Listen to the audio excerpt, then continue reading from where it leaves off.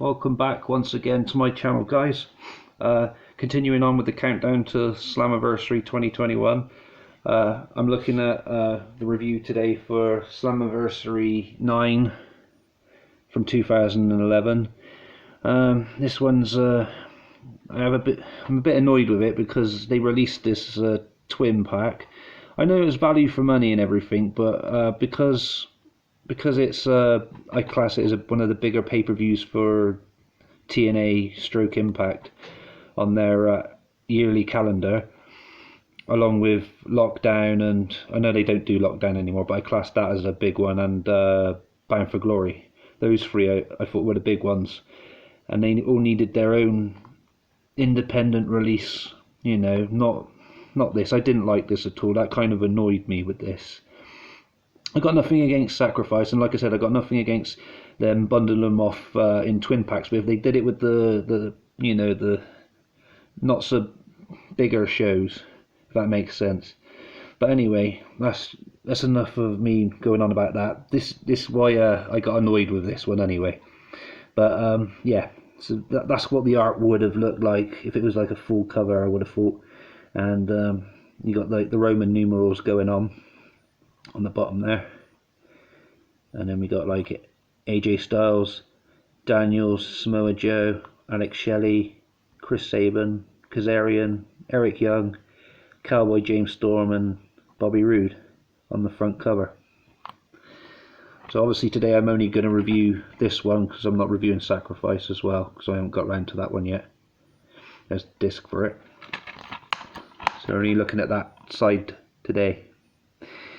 So let's try and get this in focus best I can. Sorry guys. Let's try that angle there. Celebrate 9 years of total non-stop action as TNA Wrestling presents Slammiversary live from Universal Studios in Orlando. Mr. Anderson takes his war against Sting to the main event match for the TNA World Heavyweight Championship.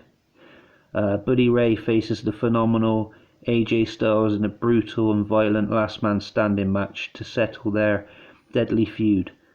This epic event features all of your favourite Impact Wrestling superstars and many more. So we had, let's move this in a bit more, tag team title match between Cowboy James Storm and Alex Shelley against the British Invasion. I thought that was a really good match. I didn't, sorry, I'm trying not to shake too much, guys. Let's move it out a bit more. Yeah, I didn't know if I liked the pairing of Doug Williams with Magnus. I got nothing against Doug Williams. I thought Magnus would have been better being paired with someone else. But yeah, that's just my thoughts on that. But it wasn't a bad match. It was quite good.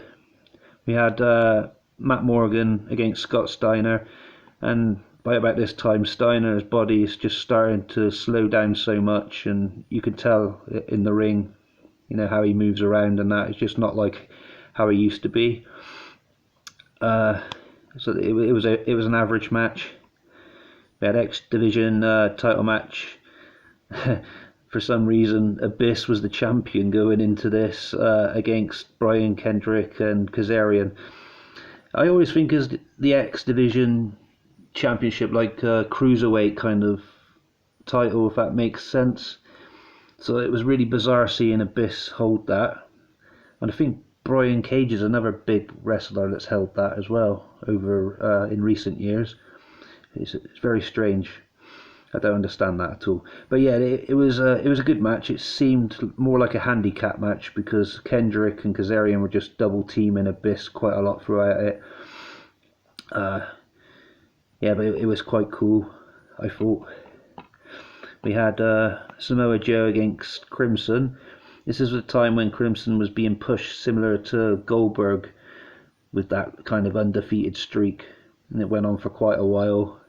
I couldn't really get behind Crimson at the beginning, but I started to like him over the course of like the end of the year, maybe early 2012. The Knockouts title match between Mickie James and Angelina Love, that was alright.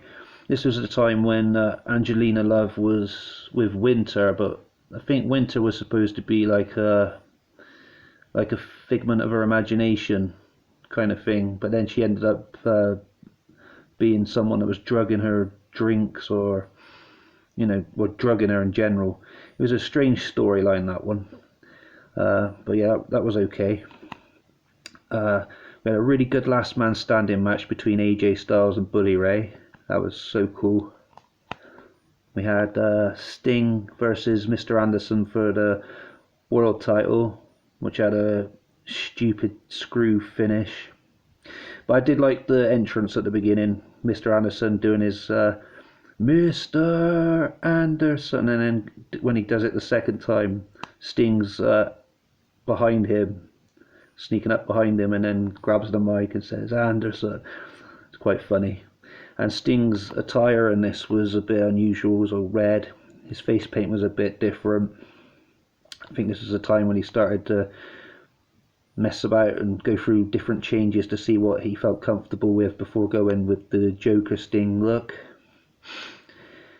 Like I said, it was the stupid finish to the match. Otherwise, it would have been a really good match, I thought. The final battle between Kurt Angle and Jeff Jarrett, I thought was such a cool match. Probably that and the AJ Styles were the match of the night. Those two. But yeah, it was a long match, I thought, but it was a good finish. So yeah, that's the 2011. Put him up there. It's a 2011's Slammiversary review by me.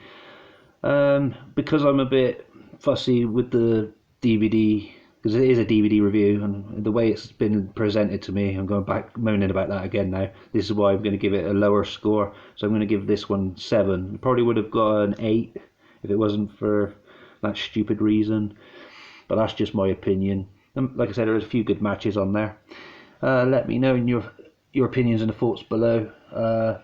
Please like if you haven't done already, and subscribe if you haven't done so already. I appreciate that. Take good care of yourselves, guys. I'll see you continuing this when I continue to the 2012 one next. Thanks for watching. Peace.